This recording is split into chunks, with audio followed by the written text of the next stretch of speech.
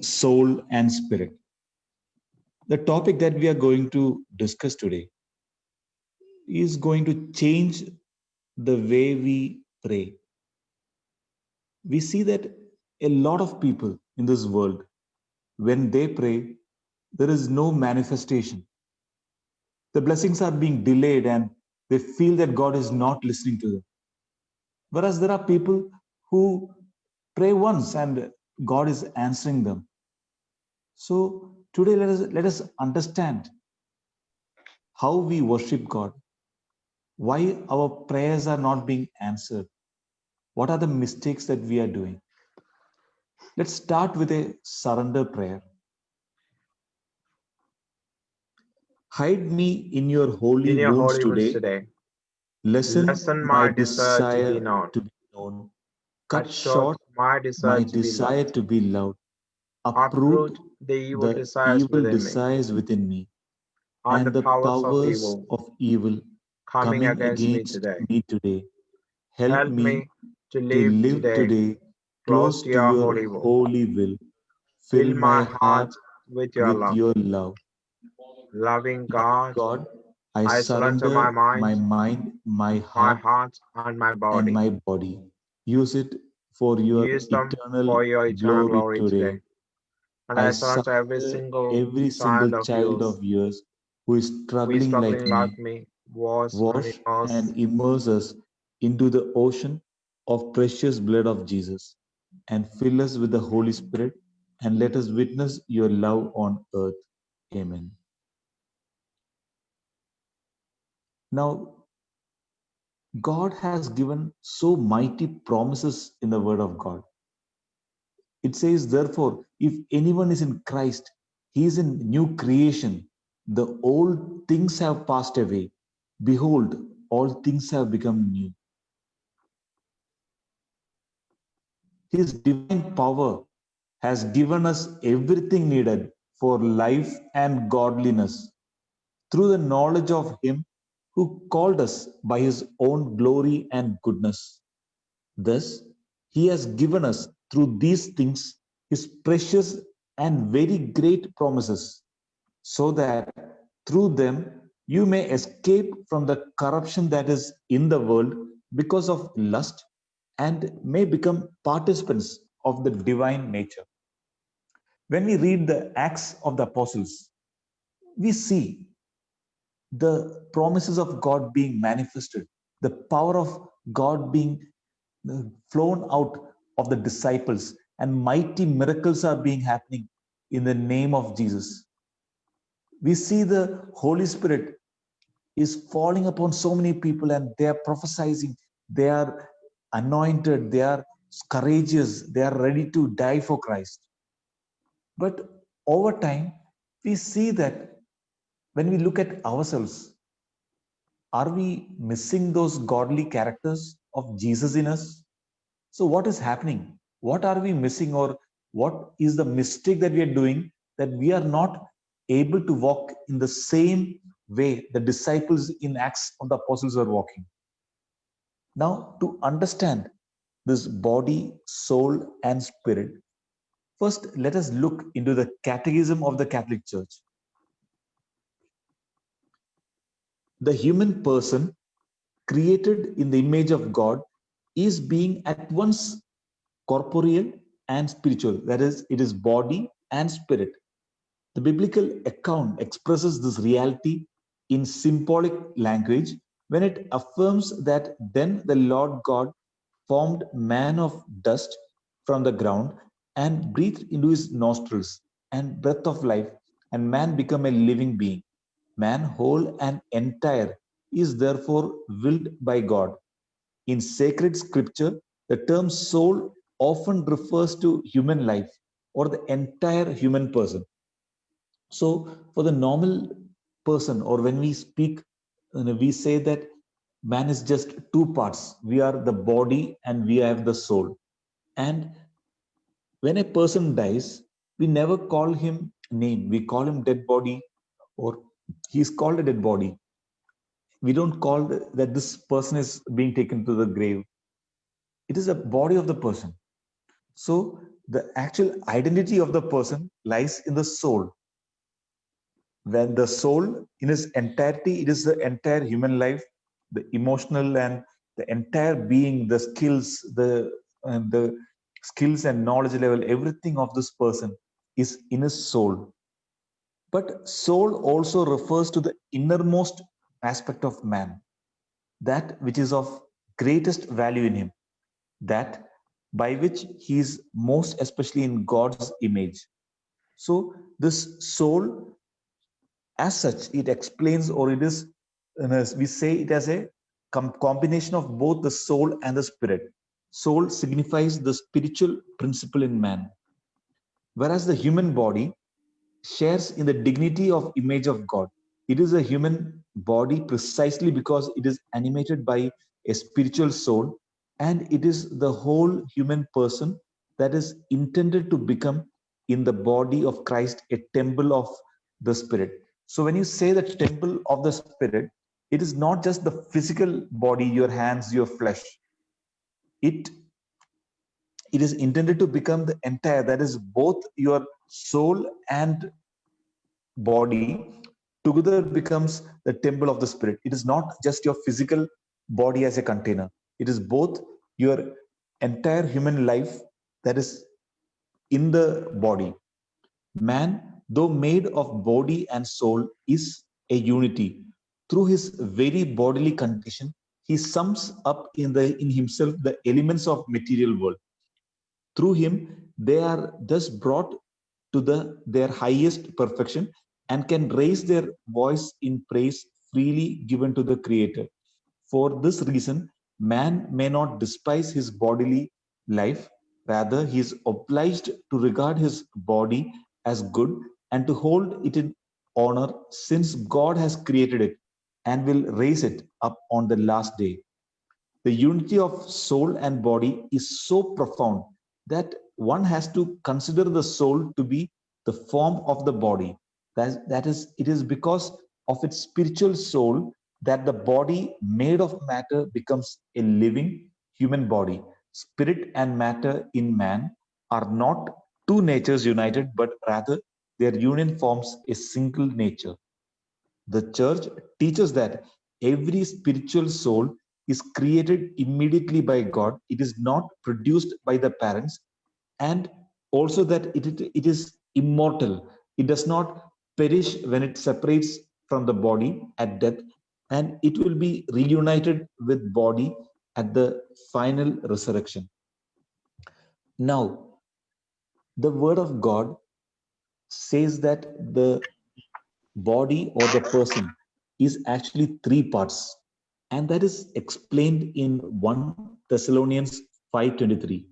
May God himself, the God of peace, sanctify you through and through. May your whole spirit, soul and body be kept blameless at coming of our Lord Jesus Christ. So here St. Paul is splitting it into three: spirit, soul, and body. And this is how the church explains it. Sometimes the soul is distinguished from the spirit. St. Paul, for instance, prays that God may sanctify his people wholly with spirit and soul and body, kept sound and blameless at Lord's coming. The church teaches that this distinction does not introduce a duality into the soul. Spirit signifies that from creation man is ordered to a supernatural end, and that his soul can graciously be raised beyond all it deserves to communion with God. The spiritual tradition of the church also emphasizes the heart in the biblical sense of the depths of one being, where the person decide for or against God. So this spirit is the part of our body that is so close to God. That is the place where the Holy Spirit gives all the blessings into our life. Now, look at the structure of a person. We have the body, soul, and spirit. Now, in our body, we have our senses, the five senses, our physical well being, the appearance, and that is the world consciousness. Whereas The part, the soul, it is the self-consciousness. It has an intellect, the mind, the thoughts, the reason. So every individual has his own intellect, his own way of thought, and how he has emotions and the things in life. And there is also the will, the choices that we make.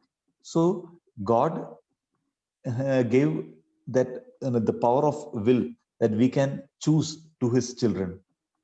Whereas the soul and spirit are so interrelated, it is very hard to distinguish. But there is the connection between the soul and the spirit is actually faith, hope, and love. So these are the qualities, the faith component that will help you to grow spiritually. So now let us look into each of our lives. How do we make decisions in our lives? What are the things, or which component of these three makes us take the decision of life? In most of our cases, what is happening is the body is what is deciding. The body wants warmth, the body wants comfort. We want to, when our body is in pain, immediately we want the best of comfort for the body. So our life is mostly concerned with the body, to give it the luxury, the world consciousness. Whereas God intended man to be spirit conscious. First, we walk in faith, and we don't walk in that flesh. So now, suppose you're listening to the word of God, and just as Abraham left his father's house and went into the desert, now he went in faith. Now, if he had thought about his body, he would have been more comfortable in his father's house, where he had all the facilities. He was already 70 years old, so he would have been more comfortable in that house. But in his faith, when he heard the voice of God, he walked out into the desert with his wife and his cattle. So we have to be more of spirit conscious or God conscious, and it should be top down. First, it should be the spirit, and then the soul and body. Let's go deeper into this subject. Now, how do you divide this soul and spirit? It is so interrelated. We have to look into Hebrews 4:12. For the word of God is alive and powerful. It is sharper than the sharpest two-edged sword, cutting between soul and spirit, between joint and marrow. It exposes our innermost thoughts and desires. So the word of God has the power to cut through or in between soul and spirit. It is the only weapon that is able to separate the soul from the spirit. Praise be to God and Father of our Lord Jesus Christ, who has blessed us in heavenly realms with every spiritual blessing in Christ. So, where has God blessed us? He has not blessed us in the body. The blessing that has come to us is in the spirit, the spiritual realms. Just go through this scripture once more. Praise be to God and Father of our Lord Jesus Christ, who has blessed us in the heavenly realms with every spiritual blessing in Christ. So, when we are praying, our prayers are first answered in the spiritual realm, and it is not answered first in your soul or in your body. So, when you pray to God, don't think that you can feel it. The power of God is just flowing into you. The healing power is flowing into you, and you feel that power. You feel, and so it should not be sight or the feelings that decide that whether God is answering you. It is in the spirit, and the spirit does not come with all those feelings. Sometimes you could feel God, but if you think that the Holy Spirit anointing comes only with this kind of feeling, you might actually be mistaken or you might lose that anointing.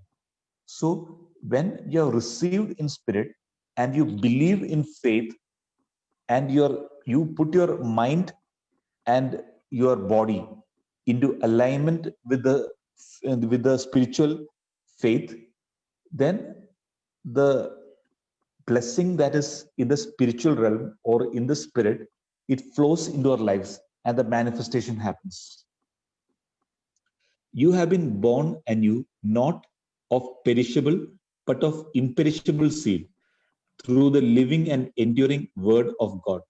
So we have been recreated, we have been made anew in baptism. When we are turning to Christ, the old self has gone and the new has come. And this new has not come. Now, suppose before you go for the retreat, you are slim or you are fat. And when you are coming back, your body will be the same. If you are fat, you are fat. If you are slim, you will be slim. Nothing is going to change. If before you went for the retreat, you are emotional, you are so emotional, or your language, or a lot of things that is attributed to your thinking about your senses and your emotional, all those things, it might not change after a single retreat. But what changes once you start hearing the word of God, it is first in the spirit. Because the word in John 6:63 says, the flesh profit nothing, and it is the word of God, or it is a spirit that is required. The word that I have spoken to you is spirit and life. So the words that when we hear the word, it is first coming as spirit and life into the spiritual realm. And when we keep on repeating and believing and we are trusting on this word of God, when we rejoice standing on the word of God, what happens is your mind starts believing in the scripture. Your mind becomes accepting the mind of Christ, because what is said in the word, you start believing, and then your mind, your spirit, and your soul becomes into alignment.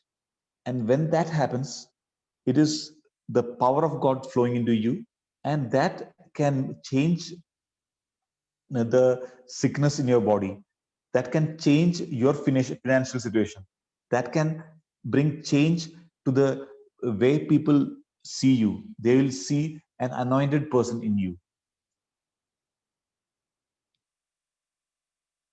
Yet a time is coming and has come when the true worshippers will worship the Father in spirit and in truth, for they are the kind of worshippers Father seeks.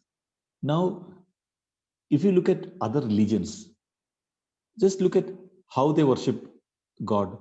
They worship mostly physically, like they will do all the physical kind of worship by walking, by rotating, and a lot of things. But God is not satisfied by that. And suppose we are kneeling down and praying, and we are saying that God, I knelt for 1 day, I knelt for 100 days, I've been praying this rosary for so much of days. It is not, look, I have been working so hard. But God is saying, look, it is not by your work, but it is by my grace that you are saved. It is that loving grace, that free grace. And if we are kneeling down and we are saying the rosary 100 times, it is not that we are going to do something and Jesus is going to pay your salary and a reward for what you did. God has already given you in your spiritual realm, and that is the free gift of God. That is the free grace that you have received, even when you are not at all worthy as a sinner. So, when you are worshiping God, suppose you're praising God, don't look at what the person on the left side and the right side, what he's doing. When you are praising and worshiping God, Just imagine that you are standing below Mount Sion. You're seeing our mighty, almighty God. And when you're worshiping and praising and you are being glorifying Him, you're with Him. It is not, you're not thinking about your body, you're not thinking about your situations, you're not praising and thanking God only when your situation has, your son or your daughter or someone is sick, he has been healed. You start praising and worshiping God because God is God, your Father, you love Him, and you know that God has already blessed you.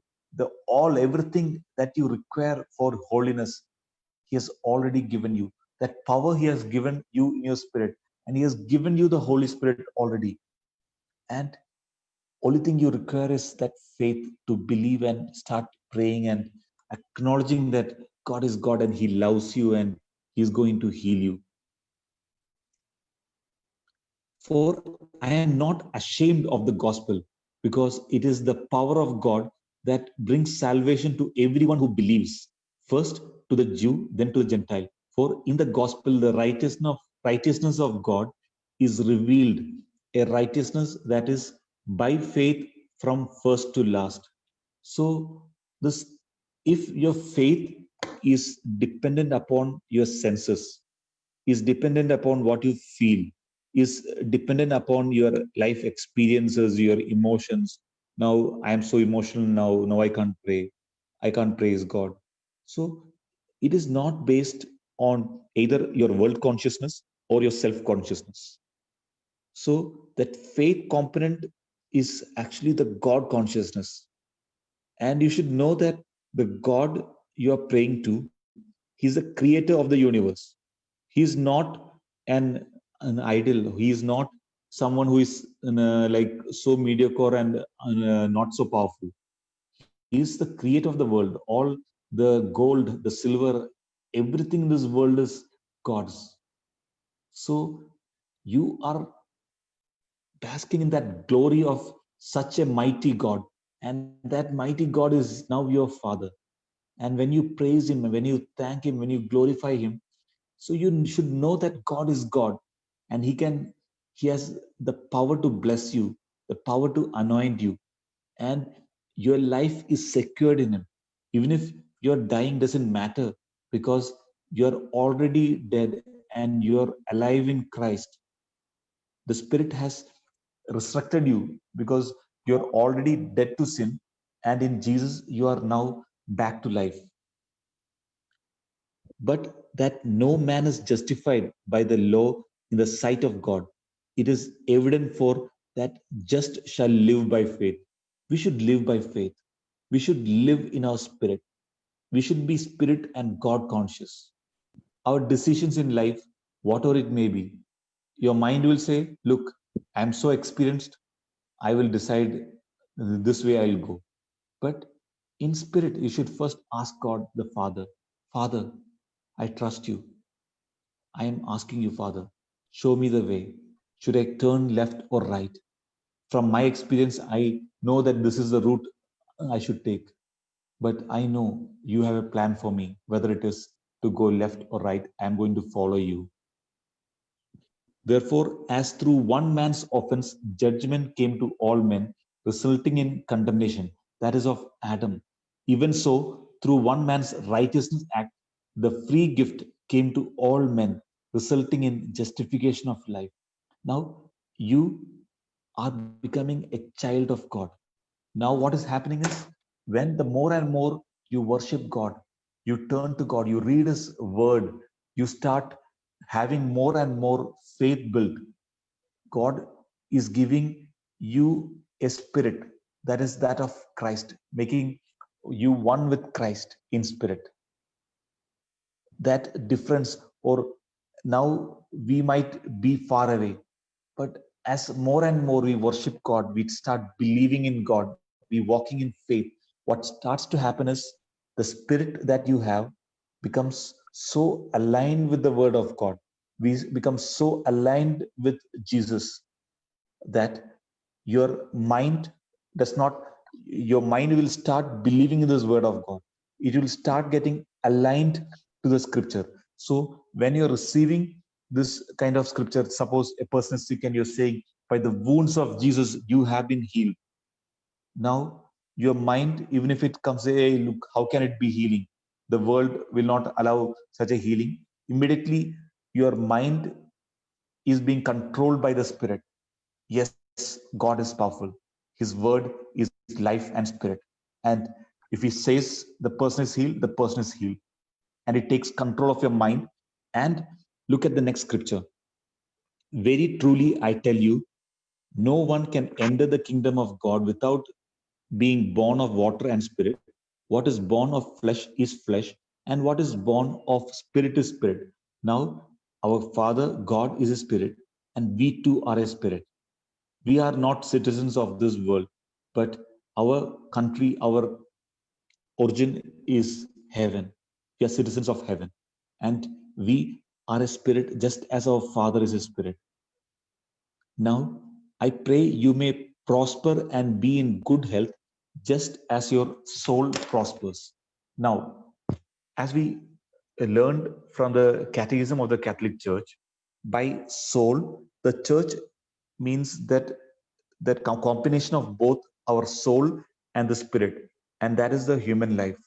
So, what happens is when your life is being governed by the spirit, and that is the word of God, guided by the Holy Spirit, and you are walking in faith, your soul, that is your emotions, your intellect, and your skills, all those things will start becoming aligned with your spirit, with the word of God. You start believing, walking in faith, and the word will start becoming life for you.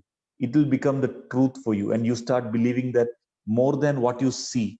You don't walk in by sight, but in faith. So then what happens is your body is a third component only. And when your soul is prosperous, your health, the healing power, all those blessings will start flowing into your life. Your finance, suppose you are having a big debt, but when you start worshiping God in spirit, what happens is all those remaining, your good health, good wealth, everything will start being blessed. Thank you, Jesus. Abba Father, I pray that this topic being so complex, and God wants everyone to worship him in spirit. Father, remove those hardened hearts and help them to understand the meaning of what is being said. Help me also to understand the power of your spirit, body, and soul, how it is, and how to walk in spirit. Thank you, Jesus. Help me to improve my faith and fill me with the Holy Spirit, with the wisdom and knowledge and understanding. Thank you, Jesus. Thank you, Holy Spirit.